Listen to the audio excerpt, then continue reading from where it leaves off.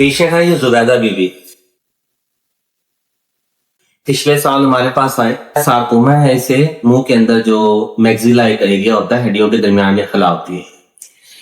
ये उन केसेस में से केस हैं जो लोग खुद अपना इलाज रोक देते हैं, लोगों के कहने पर कैंसर के इलाज से भाग जाते हैं, और फिर अल्टीमेटली आखिरकार क्या होता है कि मरीज एक ऐसी स्टेज पे पहुंच जाता है कि फिर डॉक्टर उसकी मदद नहीं कर सकता। हम नहीं चाहते कि आप लोग ऐसा करें।